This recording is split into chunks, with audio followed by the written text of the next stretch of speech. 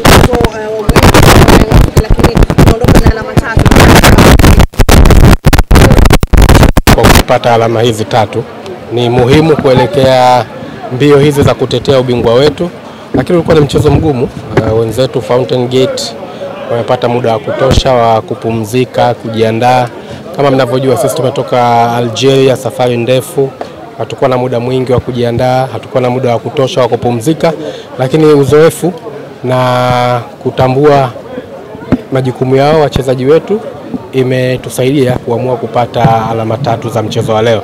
Kwa ni alama muhimu kuelekea safari yetu ya mwisho wa msimu huu katika kutetea ubingwa huu. Ni furaha kiasi gani kuona timu inapata ushindi mfululizo? Umetoka kwenye michuano ya kimataifa, yote mmeenda na mwanzo mzuri, lakini mnarejea tena kwenye ligi kuu mkiingia tena kwa ushindi wa mchezo wa kwanza. Lengo ni kuhakikisha kila mchezo tunashinda, ndio malengo yetu msimu huu. Kwa hiyo hili ni muendelezo wa yale ambayo tumejiwekea kama klabu ya Young Africans, kuhakikisha alama 3 ndio piganio letu la kwanza, na matokeo mengine yatakuwa ni kwa sababu ya mchezo, lakini 3 ndio tunazozitafuta. Tunaelekea ukingoni kuelekea kwenye dirisha dogo. Wana Yanga maoni yao yamekuwa mengi zaidi, pengine kikosi kimekuwa bora lakini wanahitaji pengine kuboreshwa zaidi. Nyinyi kama viongozi, kuna lolote ambalo mmelipanga na mnalifikiria?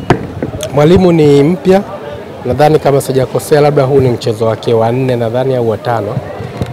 Kama kumbukumbu zangu ziko sawa. Hana zaidi ya miezi miwili ndani ya Tanzania, hana zaidi ya miezi miwili na timu. Bado anaendelea kuangalia maeneo yepi kama yapo na rejea tena kama yapo ya kuboresha, lakini kwa ujumla tuna kikosi kizuri, tuna wachezaji wazuri, wachezaji wana uzoefu na wanaipa thamani timu yetu.